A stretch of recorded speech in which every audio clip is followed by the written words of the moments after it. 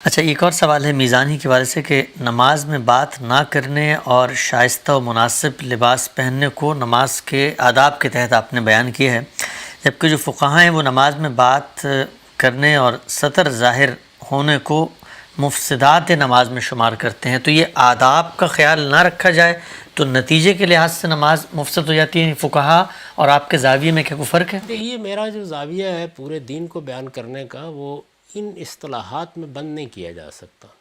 میں نے ایک بالکل دوسرا طریقہ اختیار کیا ہے۔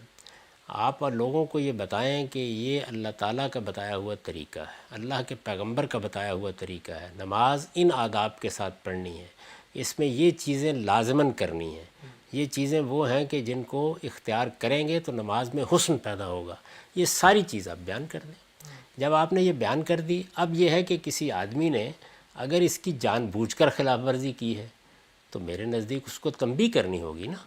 وہ آدمی جب ہمارے سامنے آئے گا تو اس کی صورتحال کے لحاظ سے کوئی عالم اس کو بتا دے گا کہ تمہیں یہ نہیں کرنا چاہیے تھا، جانتے بوجھتے کیا۔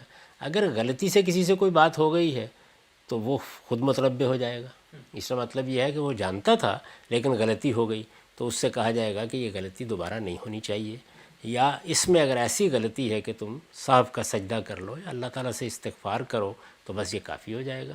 تو میں اس کو اس فطری جگہ پر رکھتا ہوں۔ میرے نزدیک جس وقت آپ ایک فہرستیں بنا دیتے ہیں نماز جیسی چیز کی جو خدا کے ساتھ تعلق کا اظہار ہے، تو مجھے ذرا سروے کر کے بتائیے گا کتنے لوگوں کو وہ یاد ہوتی ہیں۔ یہ بے شمار لوگ جو نماز پڑھ رہے ہیں، مسجدوں میں جا رہے ہیں، ان سے پوچھیں کہ جو فقہاء نے نماز کے واجبات بیان کیے ہیں ذرا گنوا دیں، جو فرائض بیان کیے ہیں ذرا وہ بتا دیں۔ تو اس طرح کی جو چیزیں ہیں ان کو اس طرح قانون نہیں بنانا چاہیے۔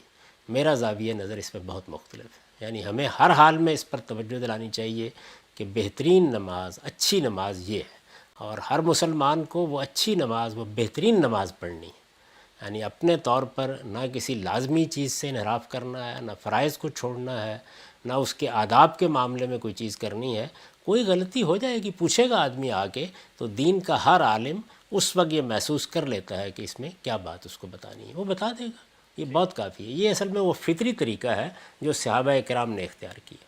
جب آپ اس کو اس طرح سے قاعدوں میں ڈھال دیتے ہیں تو نہ لوگوں تک وہ بات پہنچتی ہے اور نہ ان کی نماز حقیقی نماز رہتی ہے۔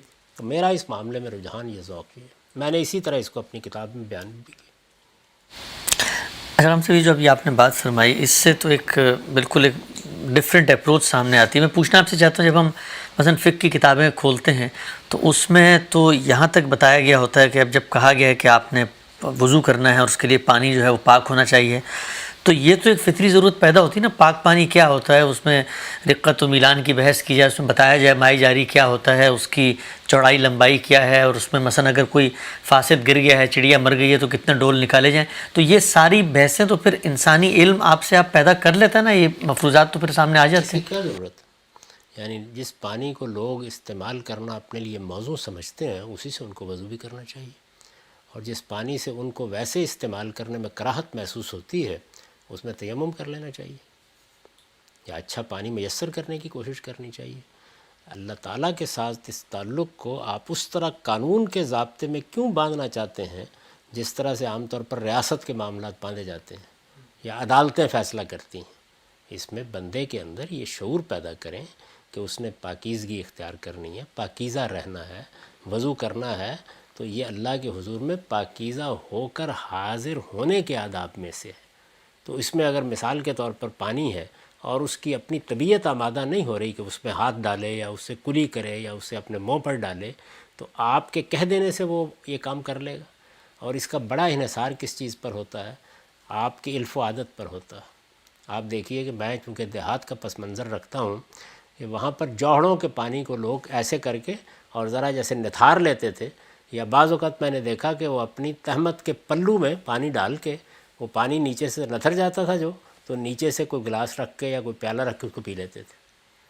اب آپ نہیں پئیں گے، تو اس میں بڑا فرق پڑتا ہے۔ ہر آدمی اپنی معاشرت کے لحاظ سے یہ فیصلہ کرے گا۔ پاکیزگی اور طہارت، اس کے لیے اللہ تعالیٰ نے انسان کی فطرت میں تعلیم رکھی ہے، اس کو اسی پر چھوڑ دینا چاہیے۔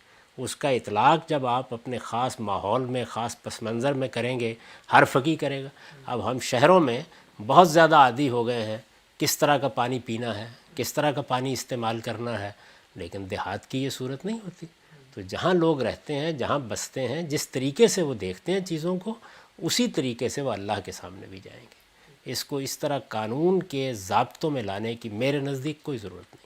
لیکن ہم سب کہا ہی جاتا ہے کہ اب مثلا کوئی بندہ سوال لے کر آ گیا آپ کے پاس، تو آپ نے تو اس کو جواب دینا. مثلا میں 2 سوال آپ کے سامنے رکھتا ہوں.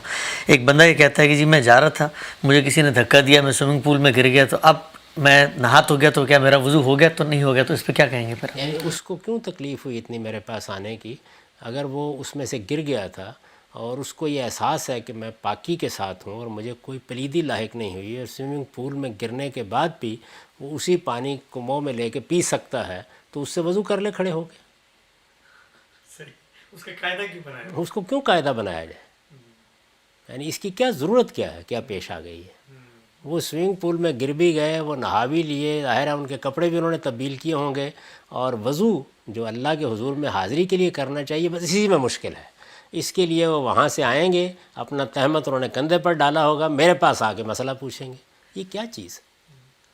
لوگوں کو بتانا چاہیے کہ وہ پروردگار کی بارگاہ میں جا رہے ہیں تو انہیں وضو کر کے نماز پڑھنی چاہیے، غسل کر کے جانا چاہیے. اور اس میں اگر فرض کیجئے ایسی کوئی صورت ہو گئی، کسی نے نماز پڑھ لی، تو آپ دیکھ کے اندازہ کر کے بتا دیں گے کہ اس آدمی کو یہ کہنا چاہیے کہ زیادہ احتیاط کیا کرو یا نہیں. ہر دور میں اہل علم پیدا ہوتے رہتے ہیں، وہ اس کا اطلاق کر کے بتا دیں گے. اس لیے میں فقہ کو کوئی جامد چیز نہیں سمجھتا. یہ یوں نہیں ہے کہ فقہ کی ضرورت نہیں ہے، یہ جامد چیز نہیں ہے. اللہ تعالیٰ ایسے اہل علم پیدا کرتا رہتا ہے جس سے لوگ رہنمائی لے کر خود یہ فیصلے کرتے رہتے ہیں. اس کو اسی فطری رفتار سے آگے بڑھتے رہنا چاہیے. آپ اس کو قاعدے بنا کے جب کتابوں میں ثبت کریں گے تو شریعت تو اتنی سی ہوگی، اس کے اوپر یہ انبار آپ ڈال دیں گے. ایک اور سوال ہم سے مختلف، آپ کو معلوم ہو کہ آپ نے مسجد میں وضو کیا ہے جس ٹینک سے، تو وہاں کوئی چڑیا مری ہوئی تھی، تو اب پانی تو ناپاک تھا، تو نہ وضو ہوا، پھر نہ نماز ہوئی، نہ آگے کچھ اور ہوا. جس وقت میں نے وضو کیا تھا نہ مجھے اس میں بدبو محسوس ہوئی، نہ رنگ میں کوئی خرابی محسوس ہوئی. میں اس کا مکلف کیوں ہوں؟ میں نے وضو کیا، میں نماز پڑھ لی، اس وقت میرا علم یہی تھا، بات ختم ہو گئی. میں آپ کو بتاؤں خود میرے ساتھ یہ واقعہ پیش آیا. میں جس زمانے میں لاہور میں رہتا تھا تو وہاں پر ایک چھوٹی سی بستی ہے ایڈن کاٹیجز، وہاں رہتا تھا، اور مسجد میں ظاہر نماز پڑھنے کے لیے بہت اہتمام سے جاتے تھے. تو کیا ہوا، فجر کی نماز کے بعد ہمارے جو امام صاحب تھے انہوں نے کہا کہ ذرا لوگوں کو یہ بات سنتے جائیں. تو سب لوگ خیر بیٹھ گئے، میں بھی رک گیا، ہم نکل رہے تھے مسجد سے. تو انہوں نے فرمایا کہ اچھا میرا تو معمول یہ ہے کہ میں گھر سے ہی وضو کر کے ہمیشہ جاتا ہوں، مسجد میں بہت کم وضو کرنے کا موقع ہو، سوائے اس کے کسی وقت کوئی ضرورت پیش آ جائے تو گھر سے آپ فجر کی نماز کے لیے وضو کر کے نکلتے ہیں. تو مجھے کبھی وہاں وضو کرنے کی ضرورت نہیں پیش آئی تھی. لیکن انہوں نے روک کر کہا کہ کل یہ معلوم ہوا ہے کہ کوئی چڑیا ہمارے ہاں پانی کے ٹینک میں گر گئی تھی، اور اندازہ یہ کیا گیا ہے کہ وہ 15 دن سے وہاں تھی، تو لوگ 15 دن کی اپنی نمازیں دہرا لیں. تو میں نے دیکھا کہ لوگ بڑے پریشان کھڑے ہوئے ہیں، ان کی سمجھ میں نہیں آ رہا کیا کرنا چاہیے. تو بعد میں نے ان کی خدمت میں عرض کیا کہ اس کی کیا ضرورت تھی؟ بھئی آپ کو اللہ تعالیٰ نے جو ذوق دیا ہے اس کے مطابق آپ یہاں پر اس پانی کی ٹونٹی میں کسی کو بدبو نہیں آئی، کسی کو کوئی خرابی نہیں محسوس ہوئی. تو جس طریقے اگر فرض کر لیجیے اس میں لوگوں نے پانی پی لیا ہوتا تو کیا کرتے؟ وہ نکالتے اس کو واپس. تو انہوں نے وضو کیا، نماز پڑھی، اللہ کے حضور میں حاضر ہوئے، اللہ تعالیٰ قبول فرمائے گا. اس طرح کے جو معاملات ہیں اس کا پھر نتیجہ یہ نکلتا ہے کہ 15 دن کی نمازیں دہرا لیجیے.